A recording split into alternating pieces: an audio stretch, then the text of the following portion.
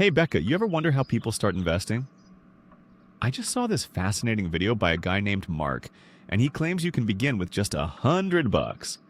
$100? Isn't that like throwing your money to the wind? Just how does that even work? Well, that's the beauty of it. Mark explained that the secret lies in understanding your options and the risks involved. He started with less than $100 himself. I mean, if he can do it, so can we, right? Okay, I'm listening. But you've got to break it down for me. What did he say? All right. He started by highlighting the importance of financial education, especially since hardly anyone teaches this stuff in schools.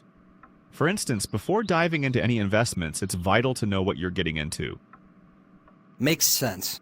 So, what are those options? He arranged them by risk levels. For starters, there's the good old high-interest savings account. It's low risk, and while the returns aren't massive, it's a safe place for your cash. Plus, it's a perfect way to start building an emergency fund. Emergency fund? Is that really necessary? Sounds boring. Trust me. He shared a personal story about how an emergency fund saved him from going into debt after a surprise car repair. Think of it as your safety net. Life throws curveballs, and you don't want to be caught off guard. All right, fine. What's next on the list? Then there are low-cost index funds. These are a bit more adventurous, but still manageable. You're essentially investing in a whole bunch of companies instead of betting everything on one. How's that different from buying individual stocks? Great question. Individual stocks can skyrocket, but they can also crash hard, like a roller coaster. With index funds, you spread the risk across many companies, which makes it safer for beginners like us. Mark emphasized that it's about letting compound interest do its magic over time. Okay, I can see the appeal. What about something more exciting, like cryptocurrency? That's where Mark gets a bit wild. He talked about crypto as a high-risk adventure. Sure, the potential rewards can be significant, but the volatility is like a thrill ride. You can make money, but you can also lose it quickly. Definitely not for the faint-hearted. Sounds super risky. What about those lottery tickets people buy? Oh boy, Mark humorously referred to lottery tickets as the poor man's investment. You might get lucky, but the odds are so low. It's more of a gamble than a true investment. Understood. So, it's about knowing where your money goes and what you could lose in the process. Exactly.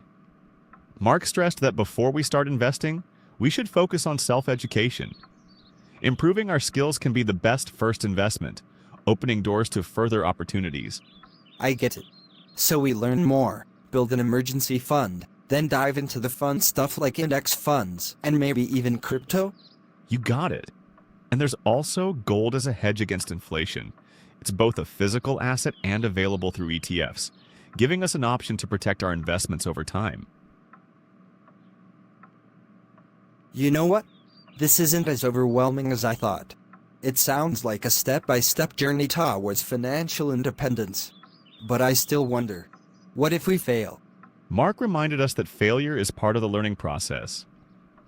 Every successful investor had to navigate their fair share of mistakes. What's important is to start small and gradually build your knowledge. It's kind of inspiring to think we can grow our money, even with only $100.